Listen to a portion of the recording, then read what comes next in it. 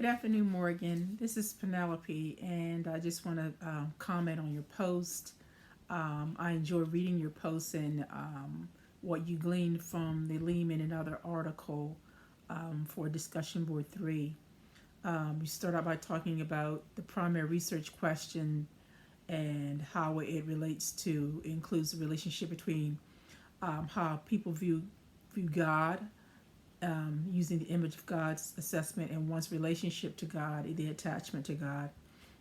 We talk about the predictive variables being on attachment to God and the image of God. I noted in another response to one of our classmates that I chose two other predictive variables, and chances are I probably kind of misunderstood what predictive variables were. So I appreciate the fact that you were able to point this out. So it helped me to go back and relook at the article again and see what I missed, and so be able to kind of maybe able to better identify predictor variables when asked again. And so when I go to do my report and also my dissertation, that I get that correctly. You said that in the studies, the image of God assessment used ordinal tables, and we know ordinal tables are used as another way of we call it ranking, and how people's the question were ranked using this type of assessment was a ranking assessment, and how the criterion variables were psychological distress, more specifically depression, anxiety, and stress, and how study 2, the criterion variable, was psychological well-being, which assessed with 5 items about feelings of overall mental health, depression, anxiety, lack of energy, and of happiness. You talk a little bit more about the unique variants, well, how to explain how the self-report, a little bit more about these two assessments that were used, and how Lehman were able to come to their conclusion with these assessments they used.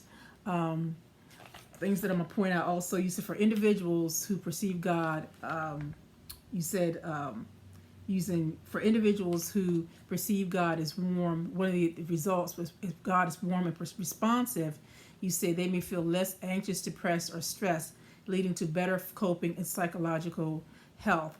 And that really, I like that how they pointed that out, that this results show that when people view God as this way, warm and responsive, how they feel less anxious, depressed, or stressed. And my thought is on that is that when they see God as caring about me as a person, caring about, he's not an angry God. I don't see him as an angry God, a vengeful God, that he's a caring God, that he loves me, that it helps me to feel less anxious. It makes me feel that I have someone that I can, that's going to be there to comfort me, and I have someone I can go to when I feel, when I need help. So when we view God as that, how we can feel that those more positive feelings.